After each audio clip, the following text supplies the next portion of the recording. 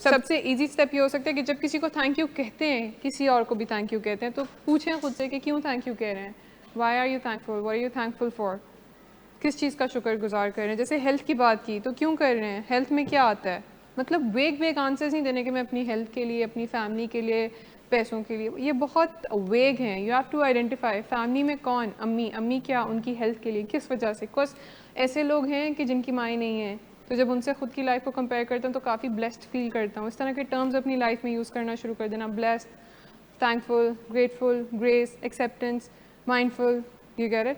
As in कि फिर आप उस वक्त किसी और चीज़ से डिस्ट्रैक्टेड नहीं हैं, खाना खाते हुए, प्रेजेंट डे में, वॉक करते हुए, कोई भी काम करते हुए, क्या आप अपनी सारी अटेंशन उस चीज़ में दे रहे हैं, मतलब आप हर एक चीज़ को अटेंशन दे रहे हैं कि मेरे पास ये सलाहियत है खुद खाना खाने की, मेरे पास सलाहियत है कि मुझे खाना मिल रहा है, मुझे अच्छा साफ़ खाना मिल रहा है, हर किसी को नहीं मिलता है, तो मैं बहुत शुक्रगुजार हूँ, ये मेरा लक है मेरी लाइफ में, मतलब हम जस्ट लकी। हाँ, जब किसी को रास्ता देते हैं तो जब हमें कोई रास्ता देते हैं और हम थैंक यू कहते हैं ना, तो एकदम से फील करें कि that was so nice of them, या उन्होंने मुझे रास्ता दे दिया, यू नो, अच्छा सोच रहे थे मेरे बारे में कुछ। The social emotion strengthens relationships and its root run deep in evolutionary history, emanating from the survival value of helping others and being helped in return. सो ये बीइंग में इस तरह से आई कि हिस्ट्री से लोग एक दूसरे को हेल्प इस इंटेंशन से किया करते थे कि हम किसी को हेल्प करेंगे तो कल को कोई हमें हेल्प कर देगा। इट्स लाइक दिस, ग्रैटिट्यूड के बारे में कहा जाता है कि रेसिप्रोकेट किया जाता है ग्रैटिट्यूड को। इसकी एग्जांपल ये हो सकती है कि जब आप किसी को उसकी बर्थडे पे गिफ्ट देते हैं, तो अपनी बर्थडे पे आप एक्सपेक्ट कर सकते हैं कि वो आपको गिफ्ट दे। एक तो ये है ना, सिंपल सिंपल। इसके अलावा भी अगर आप किसी के लिए कुछ स्पेशल करते हैं और वो आपको थैंक यू कहता है या they feel good about it, तो don't you feel good, reciprocate करता है, राइट। गिफ्ट छोड़ दें, जब आप किसी को स्माइल पास करते हैं और वो स्माइल बैक करता है, we don't even know at times हम स्ट्रेंजर्स को स्माइल पास कर रहे होते हैं या ग्रीट करते हैं ना, हाउ हैप्पी दे फील, तो इंस्टेंटली हम लाइट अप फील करते हैं, राइट, कि मेरे एक स्माइल पास करने से कोई सामने वाला अच्छा फील कर रहा था। हम किसी को सुन लेते हैं रोते हुए और उनका रोना बंद हो जाता है, don't we feel good about that. As human beings हम सबका एक काम ये है ना कि एक दूसरे के काम आए, because it makes us feel good about ourselves. इसी तरह से रिश्ते कैसे एंजॉय करते हैं किसी के साथ, वो रिश्ते हम ज़्यादा एंजॉय करते हैं जिन पे हम काउंट कर सकते हैं मुश्किल के वक्त, जब हमें उनकी ज़रूरत हो, जब उन्होंने हमें हेल्प किया हो। इस तरह से रिश्ते स्ट्रेंथन होते हैं, क्योंकि जब कोई अच्छा कर रहा है आपके साथ, किसी का आपकी लाइफ में उन्हें आपको बेहतर फील करवा रहा है, तो फिर आप उस रिश्ते को एंजॉय करते हैं, उस रिश्ते की इम्पोर्टेंस समझ आती है।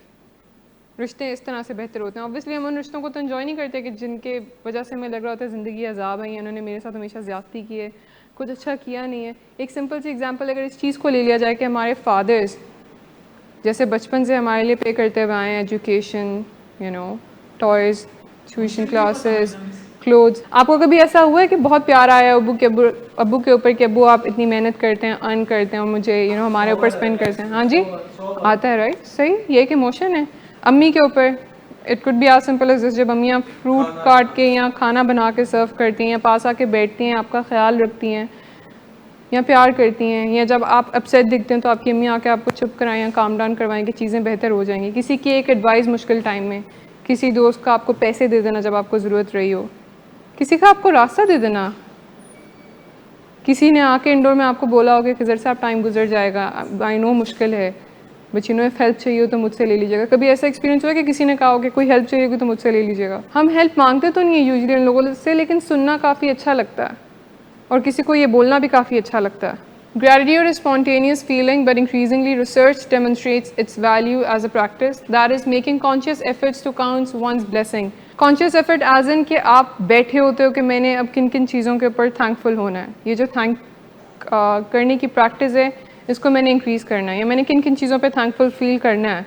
अच्छा, जब हम बात करते हैं ना डिफरेंट रिलीजन के कनेक्शन से इसके, तो हर रिलीजन में ग्रेटफुल होने की कोई ना कोई एग्जांपल है। फॉर एग्जांपल क्रिश्चियनिटी के अंदर खाना स्टार्ट करने से पहले मील वो अपनी थैंक करते हैं, राइट, गॉड को कि खाना उनको दिया गया है। ज्यूडिज्म के अंदर सुबह उठ के एक प्रैक्टिस की जाती है जो कि अब साइकोलॉजिस्ट भी कहते हैं कि दिन में 3 चीज़ें या कोई अच्छी चीज़ काउंट करें जिसके ऊपर आप ग्रेटफुल हैं। इस्लाम के अंदर कैसे थैंकफुल होते हैं हम? डेली लाइफ की, बाय प्रेइंग। नमाज हम सिर्फ इसलिए नहीं पढ़ते क्योंकि हमने अल्लाह से कुछ मांगना है, नमाज में हम शुक्र भी अदा कर रहे होते हैं बहुत सारी चीज़ों का जो हमें दे दी गई हैं, राइट। और इस्लाम में तो ये भी है कि जिन चीज़ों के ऊपर आप शुक्रगुजार हो गए वो चीज़ें आपको और दी जाएंगी, और नाशुक्री की वजह से चीज़ें छीनी भी जा सकती हैं, right. Studies show that people can deliberately cultivate gratitude and there are important social and personal benefits to doing so. It is possible to feel grateful for loved ones, colleagues, animals, nature and life in general.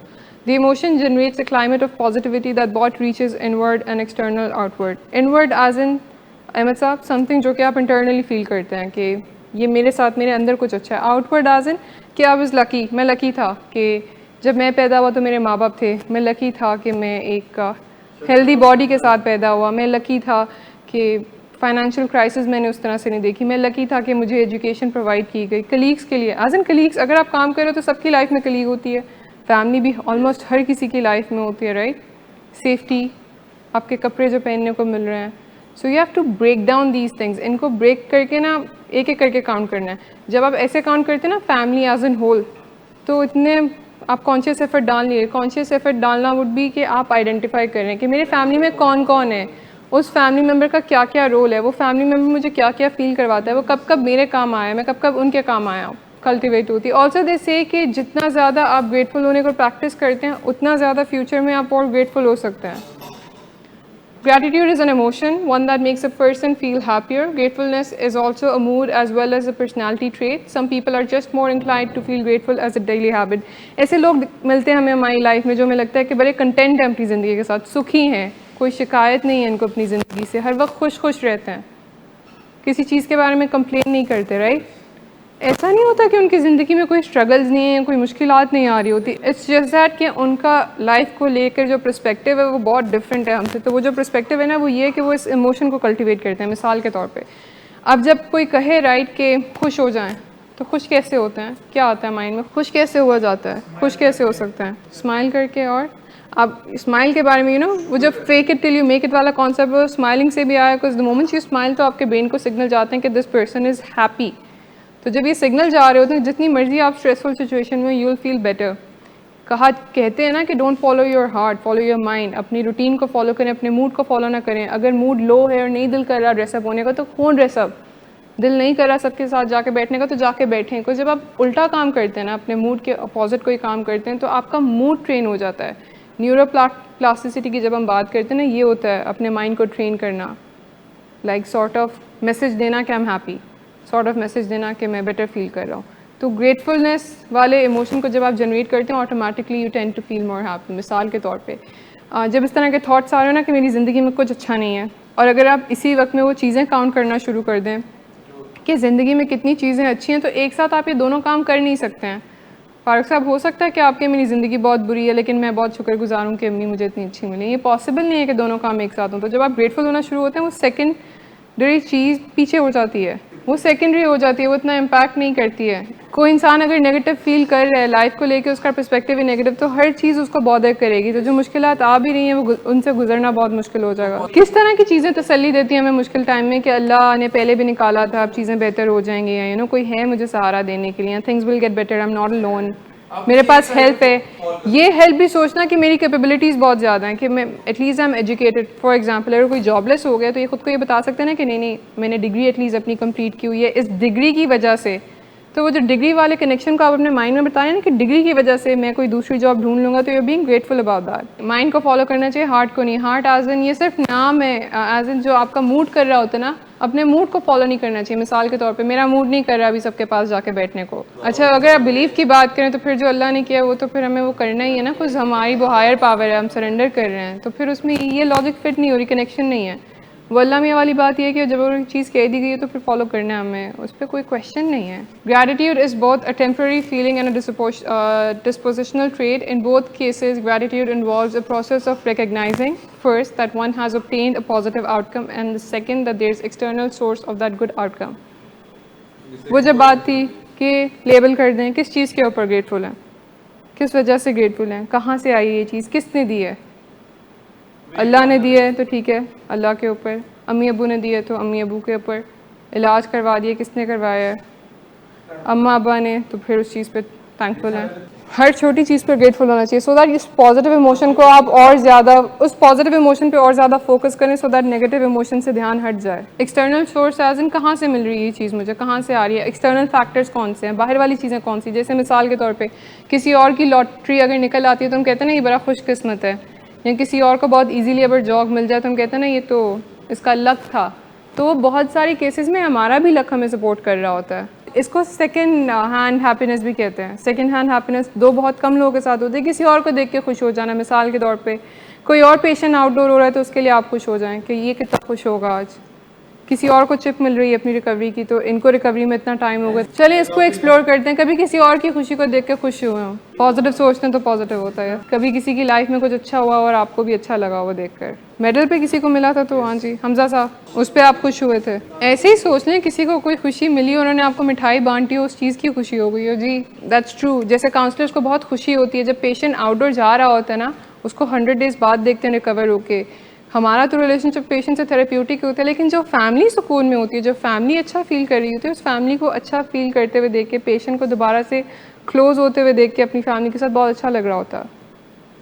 एक example है second hand happiness की।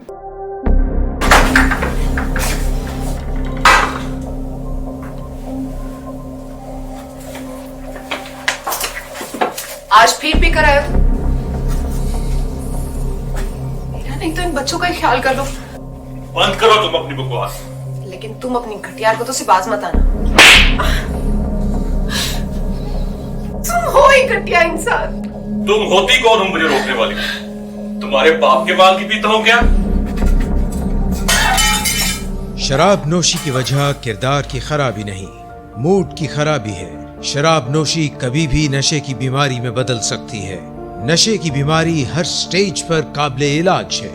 मदद हासिल कीजिए, क्योंकि वो ऐसा नहीं करेगा। विलिंग वेज से मदद हासिल कीजिए, कहीं से भी मदद हासिल कीजिए, लेकिन फौरी मदद हासिल कीजिए। जिस मुआवजे के इंतजार में आपने बहुत देर कर दी, अब वो दस्तक दे रहा है। मदद हासिल कीजिए, मदद हासिल कीजिए, मदद हासिल कीजिए। People who are grateful feel less pain. जो लोग ग्रेटफुल होते हैं उनको पेन कम होती है, उनकी टॉलरेंस पेन की तरफ ज़्यादा होती है। सफ़र इंसोम्निया लेस, उनकी नींद की क्वालिटी इंप्रूव होती है, बिकॉज वो कंटेंट होते हैं अपने दिन में। पूरा दिन जो शुक्र अदा कर रहा होता है तो नींद चैन की आती है रात में। Have stronger immune systems, fight back easily कर सकते हैं। Experience healthier relationships and do better academically and professionally. Overall, it can boost both your mental and physical health. Connection दिख रहा है इन सब चीज़ों का। आपकी physical health भी improve होती है, आपकी mental health भी improve होती है। तो rehab में जब हम इस topic पे बात करते हैं, ये आप लोगों से कैसे relate कर सकती है? कुछ connection दिख रहा है? वो कहते हैं कि अगर कोई grateful है recovery के अंदर, तो उसकी cravings prevent हो सकती हैं, क्योंकि negative emotion से cravings trigger होती हैं। Likewise, अगर आप बहुत ज़्यादा hopeful हैं, positive इन चीज़ों को लेकर, तो आपकी क्रेविंग्स मैनेज हो सकती हैं। ग्रैटिट्यूड जो है आपको बेटर डिसीजंस लेने में हेल्प करता है। Will talk about it in a while. Gratitude, शुक्रगुजारी आपको बेटर डिसीजंस लेने में हेल्प करती है। One study found that a gratitude intervention was successful in reducing negative effect and increasing mental resilience in a group of older adults. Let's talk about those people जो कि बहुत मुश्किल जगहों पर रह रहे हैं, लेट्स से सीरिया या अफगानिस्तान की जो आजकल सिचुएशन है। What do you guys think, वो उस माहौल को या उस टाइम को कैसे गुजारेंगे? अगर वो ये कहते रहें कि कोई फ़ायदा नहीं है यहाँ पे रहने का, इससे इस ज़िंदगी से अच्छा तो मौत थी, या फिर जीने का कोई मकसद ही नहीं है, तो वो गुजार पाएंगे वो टाइम? क्या चीज़ हेल्प करेगी? होप उनको हेल्प कर सकती है कि बेहतर टाइम आएगा। अभी भी कुछ चीज़ें जो बेहतर हैं, एटलीस्ट हमारी फैमिली साथ है, इसको साथ सफ़र करें। वैसी सिचुएशंस में ग्रेटफुल होना बहुत मुश्किल है अगर हम यहाँ बैठ के सोचें अब, राइट? लेकिन वो हो रहे होंगे, राइट? इसीलिए सर्वाइव कर रहे हैं सम हाउ और दी अदर। तो लाइकवाइज जब पेशेंट ग्रेसफुली एक्सेप्ट नहीं करता जब अपने 100 डेज़ को, तो उसके लिए यहाँ रहना मुश्किल होता है। बट जैसे ही ग्रेसफुल एक्सेप्टेंस आ जाती है इस पेनफुल रियलिटी की, या आप रीज़न देना शुरू कर देते हो कि इसका फ़ायदा क्या हुआ है, तो वो चीज़ आसान हो जाती है। One study suggests that spending only a few minutes engaging in a gratitude activity such as writing a letter of gratitude to a loved one can motivate you to make healthy food choices. Gratitude की किसी activity को follow करने से healthy food choices का क्या connection है? जब आप ग्रेटफुल हो रहे हैं, कोई ऐसी एक्टिविटी करें ना, उसके बाद यू फील गुड। वो जो फीलिंग गुड है ना, उसमें आपको मोटिवेशन मिलती है कि आप टू डू समथिंग गुड।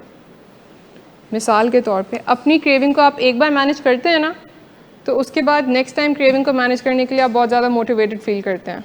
दोबारा से इस एग्जांपल को ले लेते हैं। आपके लिए कोई गिफ्ट लाया है, आपको अच्छा लग रहा है, तो ऑटोमेटिकली आप भी किसी लिए कुछ अच्छा करना चाहेंगे, राइट? एट टाइम्स तो यही होता है कि आप सोच लेते हैं अच्छा मैंने भी इसको ऐसा ही गिफ्ट देना है, आपको किसी ने घर पे बुलाया खाने को तो आप भी बुलाते हैं इन रिटर्न, राइट? या अगर उस इंसान को नहीं दे पाते तो उसकी जगह किसी और को तो वो फेवर रिटर्न कर देते हैं। Just being around your family and friends can help you feel more grateful. Company enjoy करना माइंडफुल होकर, दोस्तों की, फैमिली की, खाने मील साथ एंजॉय करना फैमिली मेम्बर्स के, ईद या स्पेशल ओकेजन्स जो होते हैं फैमिली के पास, we feel good, right? Eid के मौके पे क्या होता है, दिन वही होता है बट हम सब बहुत खुश होते हैं। किस वजह से खुशी ज़्यादा होती है? क्यों? सब घर पे होते हैं, सारे साथ होते हैं, साथ में मील ले रहे होते हैं, वो मील यूजली भी ले रहे होते हैं बट इट्स जस्ट कि कोई अच्छी खुशी का मौका है जो आप साथ सेलिब्रेट कर रहे हैं। लाइक वाइज सोचें अगर कोई दिन बहुत मुश्किल है आपकी लाइफ में, यू नो, उस दिन पे भी आपको ग्रेटफुल होना चाहिए ना कि एटलीस्ट मेरे सर पे छत है, मैं फैमिली के साथ बैठा हूँ, ये मील एंजॉय कर रहा हूँ। तो ये जो पॉजिटिविटी है ना लाइफ में, ये उस मुश्किल दिन को गुजारने में हेल्प कर देगी। Also, being more appreciative of life and feeling less cynical pushes you in a more thankful frame of mind. At other times, when you're facing a tough decision, seeing it as a gift is a useful. Some people wouldn't mind having such a decision to make. मुश्किल हालात में जब कोई कहता है ना कि ये मेरे लिए अपॉर्चुनिटी है, कि इसमें अपॉर्चुनिटी क्या है, तो सारा पर्सपेक्टिव चेंज हो जाता है उस प्रॉब्लम को लेकर कि मुझे इस प्रॉब्लम ने सिखाया क्या है।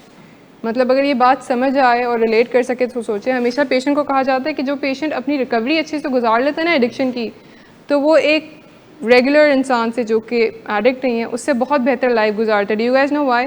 क्योंकि आप लोगों ने इतना कुछ सीखा अब अपनी डिजीज़ को मैनेज करने के लिए कि आपकी लाइफस्टाइल बहुत हेल्दी हो जाती है। आपका स्लीपिंग पैटर्न रिकवरी में किसी यूजुअल इंसान से जो कि एडिक्ट नहीं है बहुत बेहतर है। आपके ईटिंग पैटर्न्स बहुत ज़्यादा बेहतर हैं।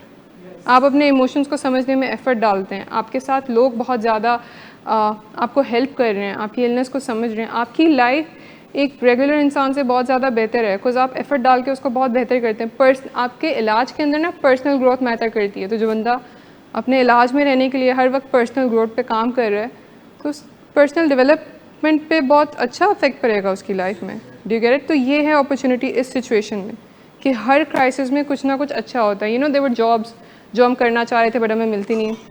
देयर वर कॉलेजेस जहाँ हम एडमिशन चाह रहे थे बट हमें मिलता नहीं था, कहीं और मिल जाता था, कहीं और जॉब मिल जाती थी। और एट दी एंड जब हम ये सोचते थे ना कि अच्छा हुआ वो जॉब नहीं मिली, अच्छा हुआ वहाँ एडमिशन नहीं हुआ, अच्छा हुआ मेरा फ़लाँ जगह पे वीज़ा नहीं लगा, फैमिली के साथ ज़्यादा टाइम स्पेंड कर पाए, यहाँ पे मुझे ज़्यादा अच्छी जॉब मिल गई, कुड बी एनीथिंग, या you met someone new in your life, वो कनेक्शन होता है इस नेगेटिव उसको। तो जब कोई डिसअपॉइंटमेंट मिलती है लाइफ में, राइट, तो you should look for this answer कि पास में भी ऐसी चीज़ें हुई हैं लेकिन कुछ अच्छा ही हुआ था इनसे, तो इसमें भी कुछ अच्छा होगा। खुद को तसल्ली देने के लिए, लाइक पॉजिटिव परसेप्शन देने के लिए खुद को ये बातें हम कहते हैं उन करनी चाहिए। कोई ना कोई मसलियत होगी, यस, ये वर्ड ढूंढना चाहिए। It can be something as simple as a healthy spring shower just because the rain washes everything clean. Engaging in a more specific act such as volunteering to help others makes people feel good about themselves. कुछ लोगों को कुछ मौसम ही खुश कर देते हैं। सर्दियों का मौसम कुछ लोगों को अच्छा लगता है, इंस्टेंटली अच्छा फील करते हैं उस बारे में। गर्मियाँ पसंद है कुछ लोगों को, सर्दियों के बाद धूप बहुत इन्जॉय करते हैं कुछ लोग, बिकॉज काफ़ी टाइम नहीं आ रही होती ना उस तरह से। कुछ लोगों के लिए ये हो सकता है और कुछ लोगों के लिए स्पेसिफिक अगर हम करें किन चीज़ों पे थैंकफुल हो सकते हैं, किसी को हेल्प करना, किसी को हेल्प करके थैंकफुल फील कर सकते हैं। अगर आपके पास पैसे हैं और आप कभी किसी की मदद कर देते हैं तो इंस्टेंटली आपको अच्छा लग रहा होता है, तो वो पैसे आपके तो नहीं होते, मिले होते हैं कहीं से, या you know you been lucky कि आपके पास पैसे हैं और आपको ज़रूरत नहीं थी, बट अच्छा लगता है। आपको कोई सब्जेक्ट आता है और आप किसी दोस्त को हेल्प कर देते हैं जो कि वीक है उस सब्जेक्ट में, तो अच्छा लगता है। आप रिकवरी में आगे हैं, 80 डेज़ गुजर गए हैं फारूक साहब, तो कोई नया पेशेंट इंडोर हुआ है उसको मदद करके आपको अच्छा लगता है, राइट?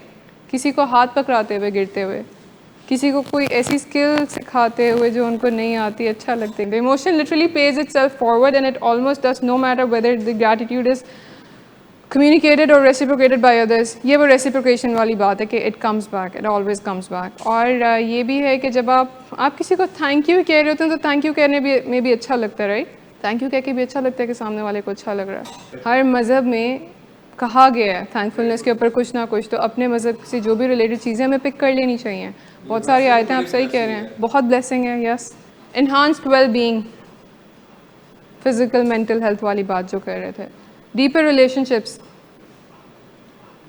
आप किसी चीज़ के ऊपर थैंकफुल हो तो आप उस चीज़ को और इन्जॉय करते हो। किसी मील का आपने वेट किया होता है ना कि अगले हफ्ते will go and have this meal, तो उसको ज़्यादा इन्जॉय करके खाते हो। कोई रिलेशनशिप किसी के साथ आप बहुत ज़्यादा एंजॉय करते हो अपनी सिबलिंग्स के साथ, तो अगली बार बैठकर ये बताते हुए ख़ुद को कॉन्शियसली कि मुझे अच्छा लगता है अपनी बहन के साथ टाइम स्पेंड करना, अब आप उस कन्वर्सेशन को ज़्यादा अच्छे से एंजॉय करते हो। इम्प्रूव्ड ऑप्टिमिज्म, आपका लाइफ को लेकर परसेप्शन काफ़ी पॉजिटिव हो जाता है। इंक्रीज्ड हैप्पीनेस, ऑब्वियसली एक इमोशन को आप फीड कर रहे हो तो उसको और डिटेल से फील करोगे। Stronger self control, self esteem क्योंकि इम्प्रूव होता है ग्रेटफुल होने से। सेल्फ इस्टीम किन लोगों का होता है? जिनको लगता है कि मुझ में कोई कमी है, लोगों को मुझे वैलिडेट करना है, कुछ अच्छा नहीं है। जब आपको इतना अच्छा लग रहा है अपने आप से रिलेटेड, जिस फैमिली से आप बिलोंग करते हैं, जिस कंट्री से आप बिलोंग करते हैं, जिस रिलीजन से आप बिलोंग करते हैं, आपकी लाइफ में सब कुछ अच्छा है, सो ऑब्वियसली आपकी सेल्फ इस्टीम बूस्ट होगी। You feel good about yourself. So when you feel good about yourself, जिन लोगों का सेल्फ इस्टीम हाई होता है उनका सेल्फ कंट्रोल खुद पे अच्छा होता है। ग्रैटिट्यूड को फोस्टर करने के लिए कीप अ जर्नल और in some way note big and little joys of the daily life. Recovery में ये बहुत इंपॉर्टेंट है, अगर आप लोग लिख लिया करें 2-3 चीज़ें डेली बेसिस पे जिनके ऊपर आप ग्रेटफुल हैं। हाँ, तो ये नहीं कहना कि ख़त्म हो गई अब कोई चीज़ नहीं है ग्रेटफुल होने के लिए, लाइक ढूंढें बूस्ट करने के लिए, उसको एक्सपैंड करने के लिए। डेली प्रैक्टिस में लेके आके रेगुलर बेसिस पे उन चीज़ों को काउंट किया करें, लिख लें, लिखने के बाद उसको और इन्जॉय किया करें। सिर्फ नाम दे देना काफ़ी नहीं है, नाम दे के उसको थोड़ा टाइम रूमिनेट किया करें उसके ऊपर in a nicer way, not in a negative way. Write down 3 good things, identify 3 things that have gone well for you and identify the cause. As in, अगर तो कोई अच्छी चीज़ किसी की वजह से हुई है तो उनको थैंक यू कह दें। Write thank you notes to others. Do this.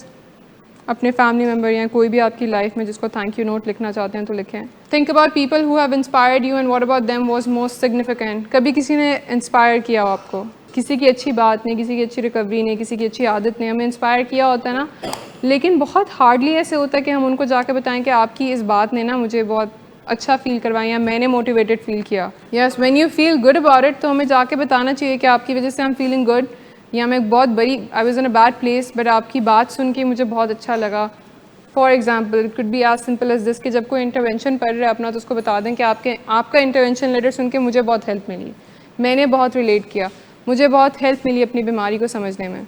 Engage in mental subtraction. Imagine what your life would be like if some positive event had not occurred. हम हमेशा से सोचते हैं ना ये नेगेटिव चीज़ ना हुई होती लाइफ में तो लाइफ बहुत बेहतर होती, बट कितनी बार हमने ऐसे सोचा कि जो अच्छी चीज़ हुई है मेरी लाइफ में कितनी इंपॉर्टेंस थी इसकी, कितना अच्छा है कि ये हो गया, उस पर कभी ध्यान नहीं दिया। अच्छा, एक टिप ये है कि सिंपल सी टिप ग्रेटफुल होने की, स्माइल करें रैंडमली लोगों की तरफ, थैंक यू को जो है थोड़ा ज़्यादा कर दें, और थैंक यू करने तक लाइक बताएं खुद को क्यों थैंकफुल हो रहे हैं। किसी ने मुझे प्लेट पास किया खाना डाल के, किसी ने मेरे लिए आज प्लेट उठा दी है, किसी ने मुझसे पूछा है कि चाय पीनी है तुमने, और भले आपने नहीं पीनी है आप थैंक यू कह सकते हैं कि एटलीस्ट आपने सोचा है मेरे बारे में, यू नो। किसी ने मुझे एक अच्छी एडवाइस दी है, अच्छा अगर इन्होंने मुझे अच्छी एडवाइस दी है तो ये अच्छा सोचते हैं मेरे बारे में, अच्छी नीयत रखते हैं, तो आई एम थैंकफुल।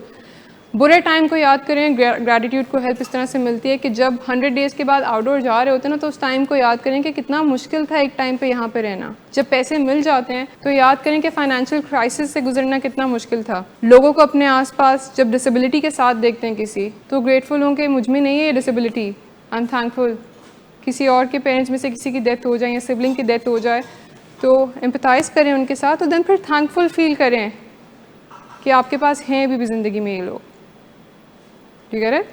इस तरह से बुरे टाइम को याद कर कर ग्रेटफुल होना सीखें चीज़ों को लेकर।